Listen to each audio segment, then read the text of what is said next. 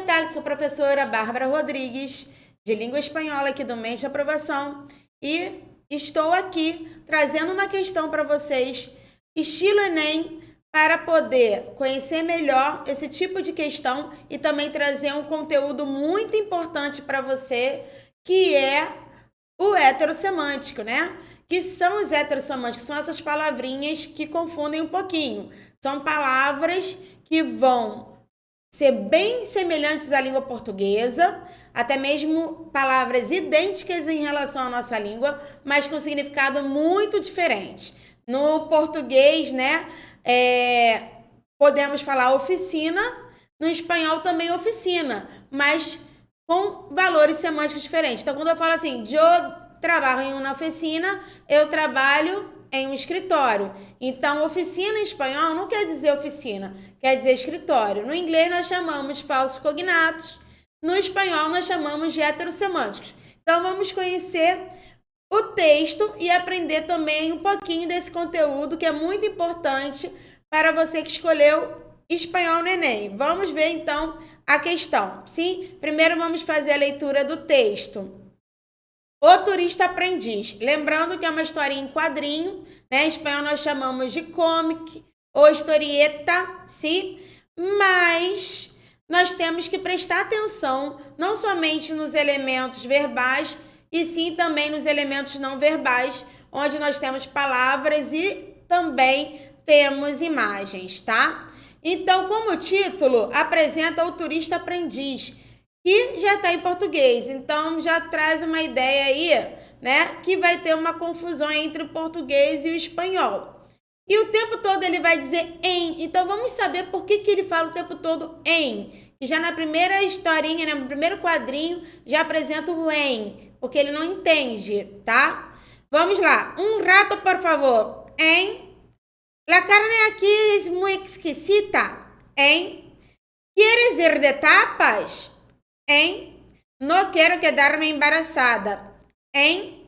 Acá está su vaso de água. En. E aí, vocês fizeram também em? Entenderam? Vamos fazer a leitura novamente para ver se vocês realmente entenderam o texto, tá? No segundo quadrinho, quando a pessoa que está na bilheteria habla um rato, por favor, o que a pessoa de língua portuguesa vai entender? Um rato, por favor? Como assim? Não entendi nada, não compreendi nada. Por isso que ele disse, então, um rato. Sim? Ele pensou que rato fosse o quê? Rato, pero não é. Rato significa momento. Então, quando eu falo para você, agora eu não posso, agora eu não puedo. Um rato, por favor. Eu estou falando um momento, por favor. Eu não posso confundir rato com raton. Raton, sim, é rato. E rato é momento. Vale? No outro quadrinho, nós outros temos. La carne aqui está es muy exquisita. Então, o garçom tá falando para ele que a carne ali é muito esquisita, e aí ele falou em porque ele não entendeu.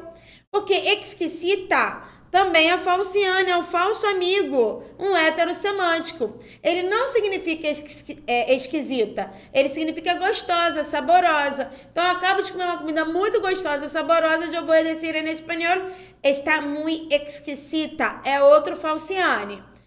Queres ir de tapas?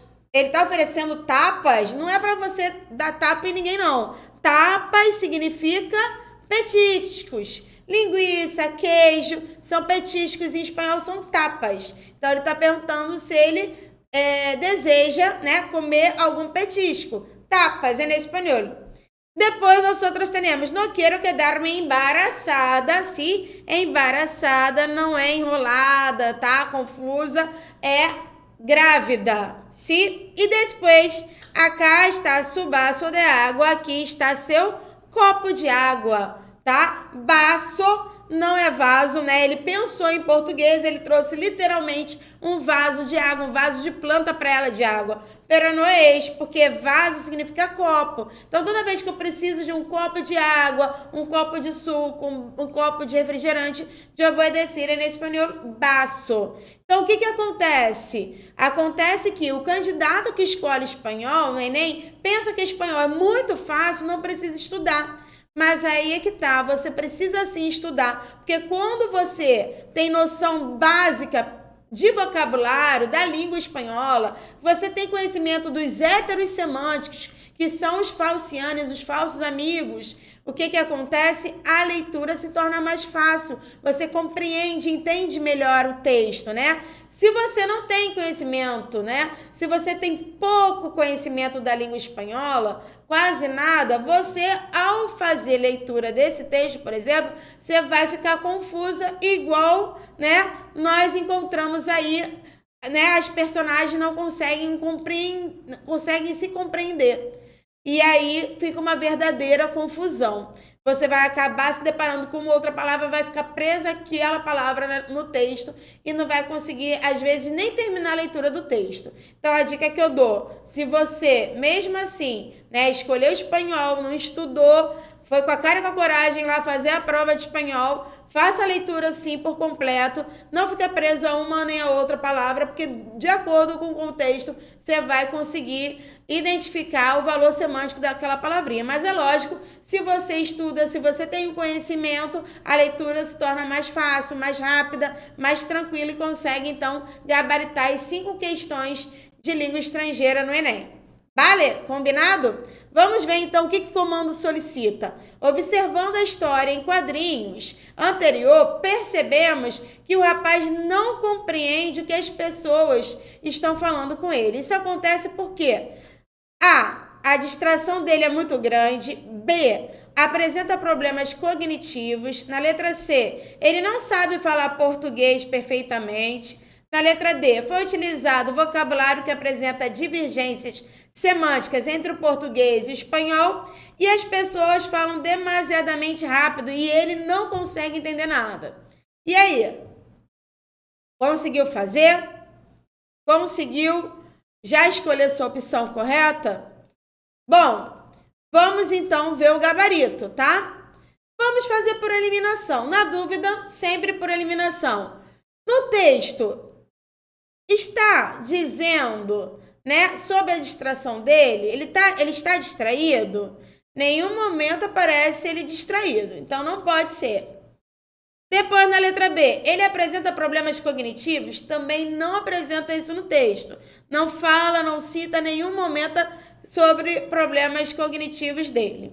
Ele não sabe falar português perfeitamente? Também não é isso que fala o texto, pois logo no início, até como o título está em português, então podemos inferir que ele fala português.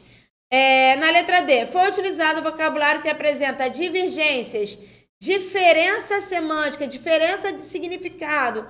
Valor semântico é significado entre o português e o espanhol? Aí sim. O texto ele apresentou várias palavras que confundem em relação ao português e ao espanhol. Ou seja, são diferentes, né, em relação aos seus valores semânticos. Então, essa é a opção sim. A letra D de dado é a opção correta. Só para não ter problema, vamos continuar com a letra E. As pessoas falam demasiadamente rápido. No texto, as pessoas estão falando muito rápido. Por isso que ele ficou aí falando em o tempo todo, não conseguiu entender nada. Também não é isso que apresentou o texto. Então, só pode ser mesmo a opção da letra D como opção correta. Sim? Então, deixa aqui para terminar a nossa aula um recadinho para você que escolheu espanhol, para você não deixar de estudar. Estude espanhol, faça a leitura de muitos textos, estude também os héteros semânticos, os falcianos e os falsos cognatos, assim como o vocabulário, para poder ter, então, uma leitura aí bem fácil e conseguir gabaritar as 5 questões de língua estrangeira moderna no espanhol. Quer dizer, no Enem, ok? Vale? Tchau, tchau. Hasta la vista. Besos, besitos.